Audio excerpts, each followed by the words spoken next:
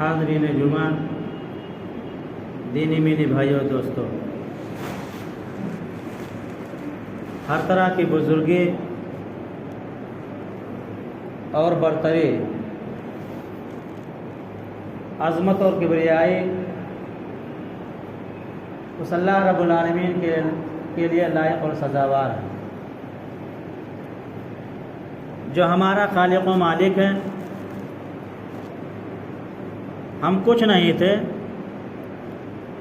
اس نے ہمیں پیدا کیا۔ ہم بے سر و سامان تھے، اس نے ہمیں زندگی گزارنے کے لیے بے شمار انگنت وسائل اور ذرائع بخشے۔ ہم گمراہ تھے، اس نے ہماری ہدایت اور رہنمائی کے لیے انبیاء کرام کو مبعوث فرمایا۔ انگنت درود و سلام ہو اللہ کے آخری نبی حضرت محمد مصطفیٰ صلی اللہ علیہ وسلم پر، جنہوں نے ہدایت کی روشنی پھیلائی اور حق کو باطل سے، نور کو تاریکی سے، ہدایت کو گمراہی سے اور صحیح کو غلط سے چھانٹ کر نمایاں کر دیا۔ تو محترم سامعین کرام، ویسے تو آج رمضان المبارک کے پہلا روزہ ہے، لیکن جو میری تقریر کا عنوان ہے، میں انشاءاللہ اس خطبہ جمعہ میں آیت الکرسی کی سرسری تفسیر کرنے کا ارادہ کیا ہوں، اور اللہ رب العالمین سے دعا گو ہوں کہ الہ العالمین تو ہمیں اس آیت کے تعلق سے سچی بات کہنے کے توفیق عنایت فرما۔ تو آیت الکرسی کی فضیلت کے تعلق سے جو بات حدیث پاک میں آئی ہے، پہلے اس کو سماعت فرما لیں۔ وعن ابی بن کعب الانصاری رضی اللہ تعالی عنہ قال قال رسول اللہ صلی اللہ علیہ وسلم یا ابا المنذر ای آیت من کتاب اللہ معک اعظم؟ قال قلت اللہ ورسولہ اعلم۔ قال اتدری ای آیت من کتاب اللہ معک اعظم؟ قال قلت اللہ لا الہ الا هو الحی القیوم۔ قال فضرب في صدری وقال لیحنک العلم ابا المنذر۔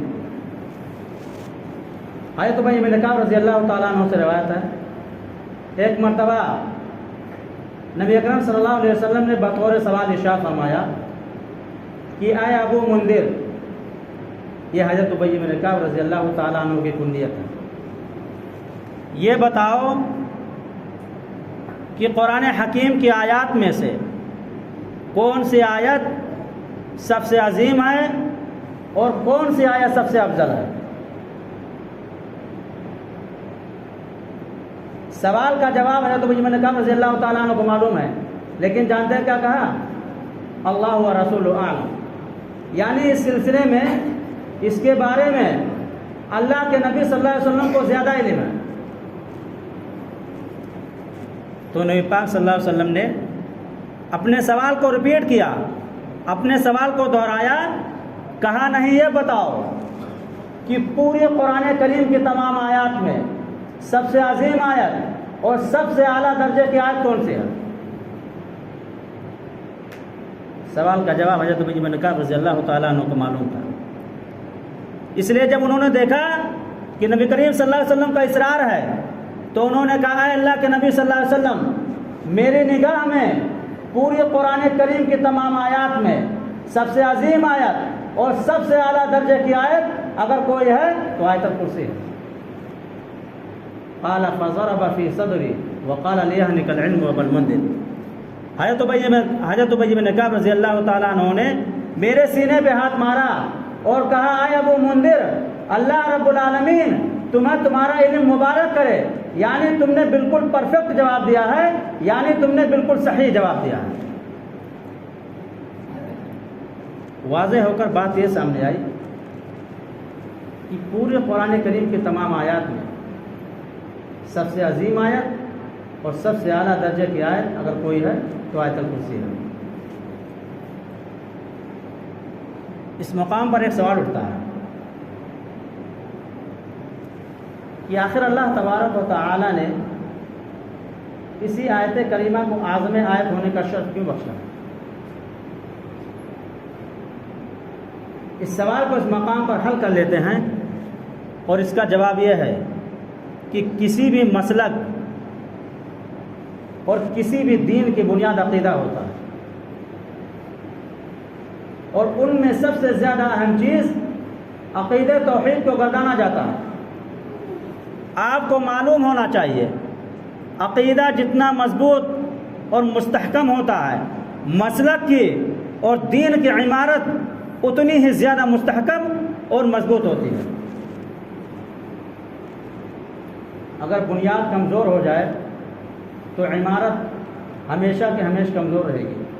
لہذا ضرورت اس بات کی ہے کہ پہلے عقیدے کو مضبوط کیا جائے، اور تمام عقائد میں جو چیز سب سے زیادہ مضبوط کیے جانے کے لائق ہے اور مستحکم کیے جانے کے لائق ہے وہ ہے عقیدہ توحید۔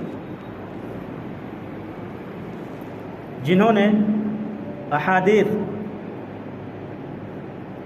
اور قرآن حکیم کا گہرا مطالعہ کیا ہوا ہے، ان پر یہ بات مخفی نہیں ہے، ان پر یہ بات پوشیدہ نہیں ہے کہ اللہ تبارک و تعالی نے جتنے انبیاء اور رسول دنیا میں کی طرف مبعوث کیے، ان سبوں کا سب سے پہلا پیغام اور سب سے پہلا لیسن جو اپنی امت کے سامنے رکھا وہ یہی درس توحید ہی تھا۔ آپ قرآن کو اول سے آخر تک پڑھتے چلے جائیں، آپ کو یہی معلوم ہو گیا کہ انبیاء کرام نے عقیدہ توحید کو لوگوں کے دلوں میں جمانے اور مستحکم کرنے میں بڑی محنت کی ہے، سال ہر سال اس کے لیے صرف کیے۔ اور ایک نقطہ بتا دوں کہ انبیاء کی دعوت کا آغاز توحید ہی تھا، اور ان کے دعوت دین کا نقطۂ وسط بھی توحید ہی تھا، اور ان کی دعوت دین کا نقطۂ اختتام بھی توحید ہی تھا۔ آپ قرآن کو اول سے آخر تک پڑھتے چلے جائیں، آپ کو یہی معلوم ہوگا کہ انبیاء کرام نے عقیدہ توحید کو لوگوں کے دلوں میں جمانے اور مستحکم کرنے میں بڑی محنت کی ہے، سال ہاں سال اس کے لیے صرف کیے۔ لیکن ایک ہے توحید بالذات اور ایک ہے توحید بالصفات۔ تو توحید بالذات کی بحث تو سورہ اخلاص کے اندر ہے، اسی وجہ سے سورہ اخلاص کا مقام و مرتبہ تمام سورتوں میں سب سے بڑھا ہوا ہے۔ میں اس کی فضیلت بھی اس مقام پر بیان کر دوں تاکہ دونوں سورتوں میں جو گہرا رابطہ واضح ہو جائے۔ دلیل اس طرح وعن ابی الدرداء رضی اللہ عنہ عن النبی صلی اللہ علیہ وسلم قال ایعجز احدکم ان یقرأ فی لیلۃ ثلث القرآن قالوا وکیف یقرأ قال قل هو اللہ احد یقدر ثلث القرآن رواہ مسلم۔ حضرت ابو الدرداء رضی اللہ تعالیٰ عنہ سے روایت ہے کہ نبی کریم صلی اللہ علیہ وسلم نے صحابہ کرام کو مخاطب کر کے فرمایا، کیا تم میں سے کوئی اس بات سے عاجز ہے کہ ہر روز اور ہر رات تہائی قرآن پڑھ لے؟ تو صحابہ کرام نے کہا کہ اے اللہ کے رسول صلی اللہ علیہ وسلم، یہ کیسے ممکن ہے کہ ایک آدمی ہر روز اور ہر رات تہائی قرآن پڑھ لے؟ تو اللہ کے نبی صلی اللہ علیہ وسلم نے کہا کہ اگر کوئی آدمی سورہ اخلاص کو پڑھ لے تو یہ سورہ اخلاص 1/3 قرآن کے برابر ہے، یعنی سورہ اخلاص کا پڑھنے والا ثلث قرآن کا پڑھنے والا ہوگا۔ تو معلوم ہوا کہ پورے قرآن کریم کی تمام صورتوں میں سب سے عظیم صورت اور سب سے اعلیٰ درجے کی صورت اگر کوئی ہے تو سورہ اخلاص ہے، کیونکہ اللہ تبارک و تعالیٰ نے اس صورت کے اندر اپنی توحید بالذات کی تفصیلی بحث بیان کی ہے۔ میں ایک اور فضیلت بیان کر کے اس آیت کریمہ کی تفسیر کی طرف آ رہا ہوں۔ امام مسلم رحمۃ اللہ علیہ اس روایت کو کتاب الزکوٰۃ کے اندر لائے ہیں، اور اس روایت کے راوی حضرت ابو ہریرہ رضی اللہ تعالیٰ عنہ۔ بیت المال کے چور کو جب انہوں نے 2 بار پکڑا تو بہانہ کر کے نکل گیا، لیکن تیسری بار نبی پاک صلی اللہ علیہ وسلم کے ذریعے انہیں معلوم ہو گیا کہ یہ چور حقیقت میں انسان نہیں بلکہ شیطان ہے۔ تو شیطان نے حضرت ابو ہریرہ رضی اللہ تعالیٰ عنہ سے کہا، اگر تم مجھے اس بات چھوڑ دو تو میں ایک عظیم نسخہ بتاتا ہوں، بڑی شاندار بات بتاتا ہوں۔ حضرت ابو ہریرہ رضی اللہ تعالیٰ عنہ جو دین کے علم کے بڑے شاہد تھے، انہوں نے کہا ٹھیک ہے، اگر تو آیت الکرسی کی فضیلت کے تعلق سے کوئی اچھی بات بتائے گا تو میں تجھے چھوڑ دوں.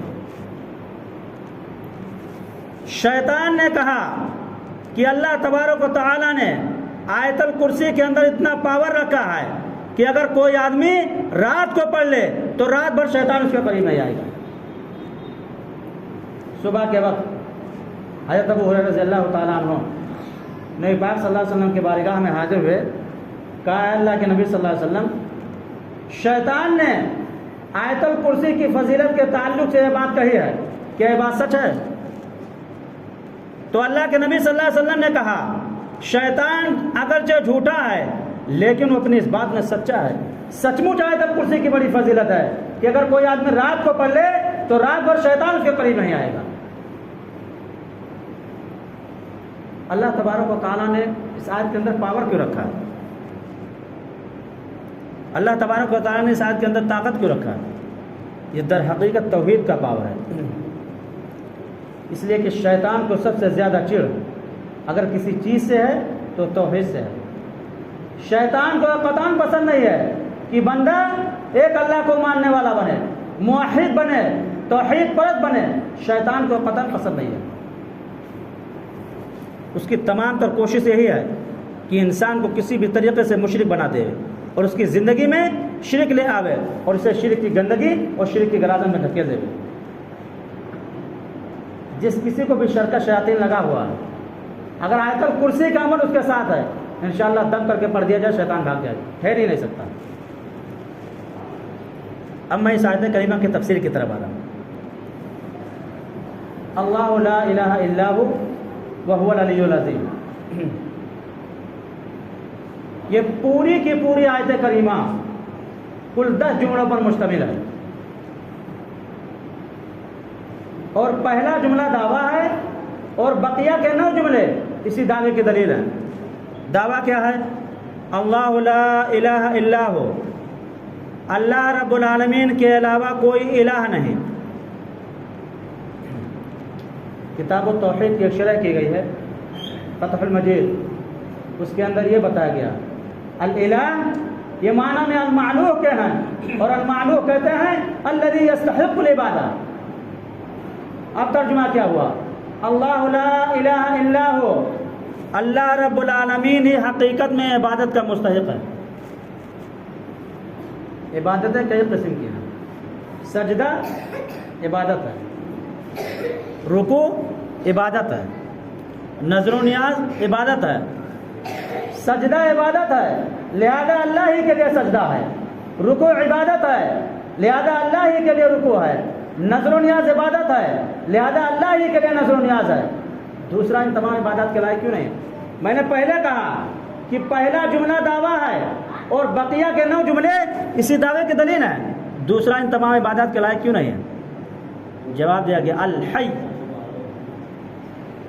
اللہ زندہ ہے اور بقیہ جو مر گئے وہ مردہ ہیں. دینے والا زندہ ہوتا، مردہ کبھی نہیں دے سکتا. آپ یہاں پر ایک سوال کر سکتے ہیں، زندہ تو ہم بھی ہیں، زندہ تو ہم بھی ہیں، لہذا ہم سے کیوں نہیں مدد نافذ آ سکتے؟ اس شبہ کا جواب دیا گیا الحی، اللہ رب العالمین حقیقی حیات سے متصف ہے اور ہماری جو حیات ہے حیات عارضی ہے، حیات طبعی ہے. لہذا جو حیات عارضی سے متصف ہو نہ تو اس کے لیے سجدہ ہے، نہ تو اس کے لیے رکوع ہے، نہ تو اس کے لیے نظر و نیاز ہے.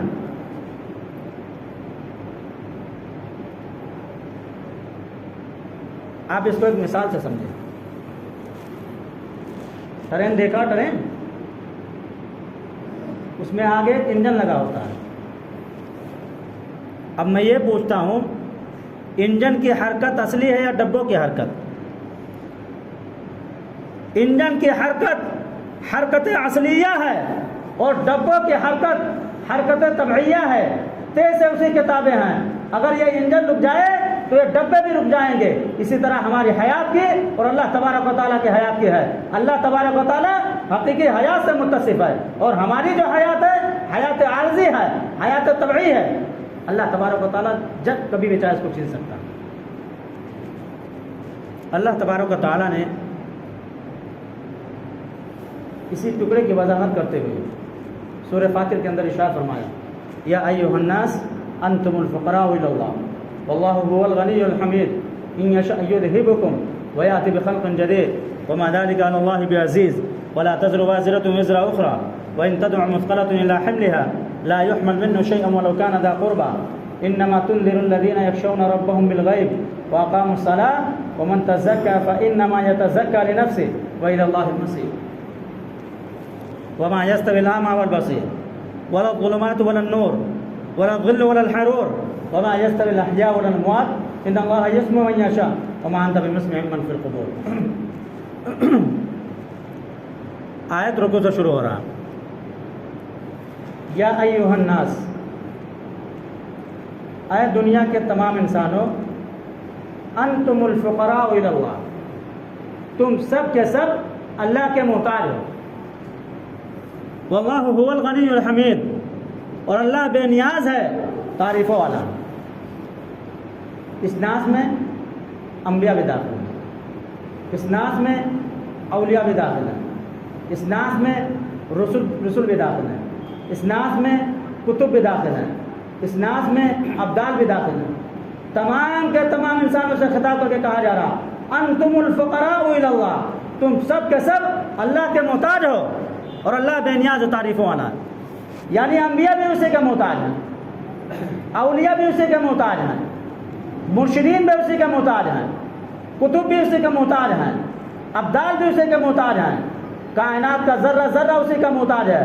اور میں یہ کہوں تو بیجا نہ ہوگا کہ اللہ رب العالمین کی عطا کا سایہ ایک لمحہ کے لیے بھی کسی ذرے سے ہٹ جائے تو اگلے لمحے اس ذرے کی بقا کی کوئی گارنٹی نہیں دی جا سکتی. اللہ تبارک و تعالیٰ ارشاد فرماتا ہے وما یستوی الاعمی والبصیر. ایک بات آگے کہی جا رہی ہے، اس کے لیے تمہید باندھ رہا اللہ. یاد رکھو قرآن حکیم کوئی زائد بات نہیں کہتا، اور جب وہ کسی بات کو تمہید کے بعد بیان کرے وہ بات نہایت اہم ہوتی ہے. ایک بات آگے کہی جا رہی ہے، اس کے لیے تمہید باندھ رہا اللہ. تمہید کیا ہے؟ وما یستوی الاعمی والبصیر. اندھے اور بینا دونوں برابر ہو سکتے ہیں؟ جواب نفی میں. ولا الظلمات ولا النور، تاریکی اور روشنی دونوں برابر ہو سکتے ہیں؟ جواب نفی میں. ولا الظل ولا الحرور، دھوپ اور چھاؤں دونوں برابر ہو سکتے ہیں؟ جواب نفی میں. تو جس طریقے سے اندھے اور بینا دونوں برابر نہیں ہو سکتے، دھوپ اور چھاؤں دونوں برابر نہیں ہو سکتے، تاریکی اور روشنی دونوں برابر نہیں ہو سکتے، اسی طریقے سے زندہ اور مردہ دونوں برابر نہیں ہو سکتے. اللہ زندہ ہے اور بقیہ جو مر گئے وہ مردہ ہے.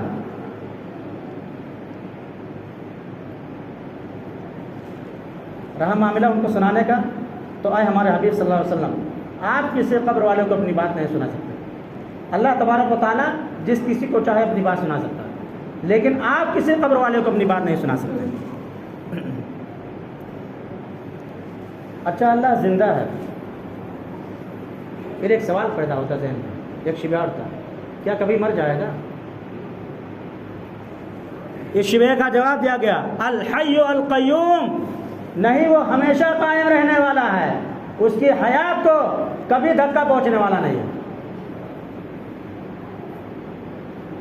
اچھا زندہ ہے، کبھی مرے گا نہیں، کچھ کھا کر زندہ رہتا ہے نا. ارے ہندوؤں کے دیوتا تو سومرس پی کر زندہ رہتے ہیں، کیا مسلمانوں کا اللہ بھی کچھ کھاتا ہے؟ اس شبہ کا جواب دیا گیا القیوم، نہیں، وہ اپنی ذات سے قائم ہے اور پوری کائنات کی بقا بھی اسی سے ہے، وہ کسی کھانے اور پینے کا محتاج نہیں ہے. ارے جو کھائے پیے وہ کبھی معبود نہیں ہو سکتا. معبود کے لیے ضروری ہے کہ وہ القیوم ہو، اپنی ذات سے قائم ہو اور پوری کائنات کی بقا بھی اسی سے ہو، وہ کسی کھانے اور پینے کا محتاج نہ ہو. اللہ تبارک و تعالیٰ نے عیسائیوں کا رد کرتے ہوئے کہا کہ تم حضرت مریم کو اللہ کی بیوی مانتے ہو؟ ہم مانتے ہیں. عیسیٰ علیہ السلام کو اللہ کا بیٹا مانتے ہو؟ ہم مانتے ہیں. لیکن سورہ مائدہ کے اندر اللہ تبارک و تعالیٰ نے ارشاد فرمایا کانا یاکلان الطعام، دونوں کھانا کھاتے تھے، اور جو کھائے پیے وہ کبھی معبود نہیں ہو سکتا. معبود کے لیے ضروری ہے کہ وہ القیوم ہو، اپنی ذات سے قائم ہو اور متصف بالحیات بالحقیقت ہو۔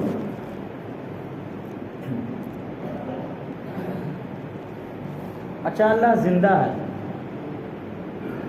کچھ کھا کر بھی زندہ نہیں رہتا، لیکن ایک سوال اٹھتا ہے، کسی کو کوئی پریشانی ہے، کوئی آدمی پریشان ہے، کوئی ڈاکٹر نہیں مل رہا ہے، کوئی سپورٹر نہیں مل رہا ہے، کوئی حاجت روا نہیں مل رہا ہے، کوئی مشکل کشا نہیں مل رہا ہے، کوئی تکلیف کو دور کرنے والا نہیں مل رہا ہے، تو کیا کوئی ایسا لمحہ بھی ہے کہ یہ آدمی ہاتھ اٹھائے اور اللہ تبارک و تعالیٰ سو رہا ہو، آواز اس تک نہ پہنچتی ہو؟ یہاں تو گھنٹہ بجانے کی ضرورت ہے۔ کیا گھنٹہ بجانے کی ضرورت ہے؟ اس شبہ کا جواب دیا گیا، لا تأخذہ سنۃ ولا نوم، اسے نہ تو اونگ آتی ہے اور نہ ہی نیند آتی ہے۔ اس جملے میں دو چیز کا تذکرہ ہے، ایک چیز ہے اونگ اور ایک چیز ہے نیند۔ اونگ یہ غفلت کی ابتدا ہے اور نوم یہ غفلت کی انتہا ہے، آدمی سو جاتا ہے، اور اللہ تبارک و تعالیٰ غفلت کی ابتدا سے ہی پاک ہے، غفلت کی انتہا سے ہی پاک ہے۔ لا تأخذہ سنۃ ولا نوم، اسے نہ تو اونگ آتی ہے اور نہ ہی نیند آتی ہے۔ زندگی کے کسی بھی شعبے میں، رات کے کسی بھی لمحے، زندگی کے کسی بھی موڑ پر اگر کوئی مجبور اور پریشان حال اپنی پریشانی کو بیان کرے تو ادھر سے آدمی کے زبان سے الفاظ نکلتے ہیں، ادھر سے اجابت ہاتھ پھیلائے ہوئے آگے بڑھتی ہے قبولیت کے لیے۔ اسی ٹکڑے کی وضاحت کرتے ہوئے اللہ تبارک و تعالیٰ نے 20ویں پارے کے پہلے صفحے کے اندر ارشاد فرمایا، امن یجیب المضطر اذا دعاہ ویکشف السوء ویجعلکم خلفاء الارض االہ مع اللہ قلیلا ما تذکرون۔ ارے کون ہے کہ کوئی مضطر اور پریشان حال اپنے پریشانی کو ہم سے بیان کرے اور ہم اس کی پریشانی کو سن کر اس سے پریشانی کو دور نہ کریں؟ الہ مع اللہ، کیا کوئی ہے اللہ رب العالمین کے علاوہ؟ یہیں پر ایک بات ہم بتا دیں، ہم بھی سنتے ہیں، اللہ تبارک و تعالیٰ بھی سنتا ہے، اسی میں ہمارے کچھ بھائی دھوکہ دیتے ہیں، ہم بھی سنتے ہیں اللہ تبارک و تعالیٰ بھی سنتا ہے، یہ تو شرک ہو گیا، ان کی عقل خراب ہے۔ قرآن میں بتایا گیا پاؤں ہے، ہاتھ ہے، چہرہ ہے، ساری چیزوں کا اس بات کرنے کے بعد کہہ دیا گیا لیس کمثلہ شیء، اس کے مثل کوئی چیز نہیں۔ ہاتھ ہے لیکن ہمارے ہاتھ کی طرح نہیں، چہرہ ہے لیکن ہمارے چہرہ کی طرح نہیں، کان ہے لیکن ہمارے کان کی طرح نہیں۔ ارے ہمارا کان تو محتاج ہے کچھ خاص شرائط کا، کچھ خاص آداب کا، اگر آپ یہاں سے بولیں تو ہم آپ کی آواز کو سن سکتے ہیں، لیکن اگر آپ کہیں دور سے بولیں تو ہم آپ کی آواز کو سن سکتے ہیں؟ لیکن اللہ تبارک و تعالیٰ کا سننا۔ حضرت یونس علیہ السلام مچھلی کے پیٹ میں ہے، پیغمبر مچھلی کے پیٹ میں ہے، اور اسی مچھلی کے پیٹ سے پیغمبر اللہ تبارک و تعالیٰ سے دعا کر رہا، کیا دعا کر رہا؟ لا الہ الا انت سبحانک انی کنت من الظالمین۔ ایک تو مچھلی ہے، دوسرے مچھلی کا پیٹ ہے، تیسرے تہ دل تک پانی ہے، ظلمات بعضها فوق بعض، اور اسی مچھلی کے پیٹ سے پیغمبر لا الہ الا انت سبحانک انی کنت من الظالمین پڑھ رہا۔ اللہ تبارک و تعالیٰ ان کی آواز کو سن رہا ہے۔ تو ہمارے سننے میں اور اللہ تبارک و تعالیٰ کے سننے میں زمین آسمان کا فرق ہے۔ اچھا اللہ زندہ ہے، کچھ کھا کر بھی زندہ نہیں رہتا، ساری باتیں سن لیتا، لیکن کبھی اس کا موڈ ہو کہ پکارنے والے کی پکار کا جواب نہیں دینا۔ مصلحت متقاضی ہے، آپ کوئی چیز مانگ رہے ہیں، اے اللہ رب العالمین مجھے فلاں ایریا کا عہدیدار بنا دے، مجھے ہندوستان کی سلطنت دے دے، لیکن آپ کا یہ مطالبہ مصلحت کے خلاف ہے، تو کیا کوئی ہے جو دباؤ ڈال کر اللہ تبارک و تعالیٰ کو منوا دے؟ یہود و نصارہ تو کہتے تھے کہ اگر اللہ رب العالمین کوئی چیز بندے کو نہ دینا چاہے تو یہ ہمارے انبیاء آ کر بیٹھ جائیں تو اللہ تبارک و تعالیٰ کو دینا پڑے گا بعینہ۔ یہی تصور جو یہود و نصارہ کا تھا، بعینہ، یہی تصور جو کفار و مشرکین کا تھا، یہی تصور ہمارے ان بریلوی بھائی کا بھی ہے. ان کا بھی یہی عقیدہ ہے کہ اگر اللہ رب العالمین کوئی چیز بندے کو نہ دینا چاہے تو یہ ہمارے اولیاء اڑ کر بیٹھ جائیں تو اللہ تبارک و تعالیٰ کو دینا پڑے گا. کیا ایسا ہے؟ اس شبہ کا جواب دیا گیا، لہو ما فی السماوات و ما فی الارض. اس آسمان اور زمین کا چپا چپا، اس آسمان اور زمین کی ہر شے اسی کی ہے. اسی کی ہے کیا مطلب ہے؟ اسی کی ملکیت ہے. اب بتائیے کوئی انسان کسی انسان کی ملکیت میں ہو تو مالک کو کیا کہیں گے؟ آقا. اور جو اس کی ملکیت میں اس کو کیا کہیں گے؟ غلام. اور غلام کی کیا مجال کہ اپنے آقا کے سامنے لبکشائی کرے؟ تو یہ انبیاء، یہ اولیاء، یہ مرشدین جتنے بھی ہیں مقربین بارگاہ الہی میں فرشتوں کو شامل کر کے تمام کے تمام سب کے سب اللہ تبارک و تعالیٰ کے غلام ہیں. اور غلام کے کیا مجال اللہ تبارک و تعالیٰ کے سامنے لبکشائی کرے؟ یہاں کہتے ہیں ان کا دامن پکڑ لیں گے، ان کا دامن پکڑ لیں گے. کسی کا دامن پکڑنے سے کوئی کہیں نہیں جائے گا جب تک اللہ رب العالمین سفارش کے لیے اجازت نہ دے. کوئی نبی لب بھی نہیں کھول سکتا ہے، کیونکہ آگے بتایا گیا من ذا الذی یشفع عنده الا باذنہ. اگر اللہ رب العالمین کی اجازت نہ ہو سفارش کے لیے تو کوئی آدمی سفارش نہیں کر سکتا. اچھا، اللہ تبارک و تعالیٰ اجازت دیتا کہ سفارش کر سکتا ہے. اے اللہ رب العالمین مجھے بیٹی نہیں بیٹا دیتا. یہیں پر ایک بات ہم بتا دیں،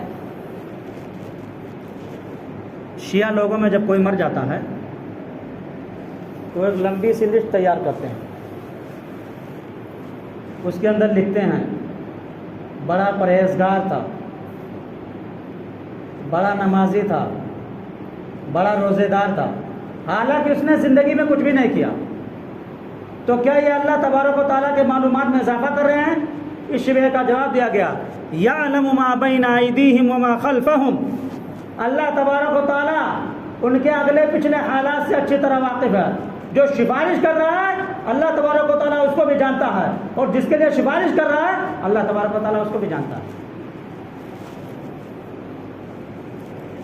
جب اللہ تبارک و تعالیٰ دونوں کے اگلے پچھلے حالات سے واقف ہے تو سفارش کرنے کی ضرورت کیسے ہوئی؟ آگے بتایا گیا وَلَا يُحِيطُونَ بِشَيْءٍ مِّنْ عِلْمِهِ إِلَّا بِمَا شَاءَ. اللہ تبارک و تعالیٰ کا علم کامل علم ہے اور بندے کا علم ناقص علم ہے. جب بندے کا علم ناقص علم ہے تو اس کو سفارش کرنے کی ضرورت کیسے ہوئی؟ اچھا، پوری کائنات اللہ تبارک و تعالیٰ کے دائرے اقتدار میں، لیکن کیا کوئی چھوٹا موٹا طبقہ ہے، کوئی چھوٹا موٹا محلہ ہے، کوئی چھوٹا موٹا شہر ہے جہاں اللہ رب العالمین کی نہ چلتی ہو، کسی اور کی چلتی ہو؟ اس شبہ کا جواب دیا گیا وسع کرسیہ السماوات والارض. کائنات کے چپے چپے کے اوپر ہماری کرسی گھیرے ہوئے ہے.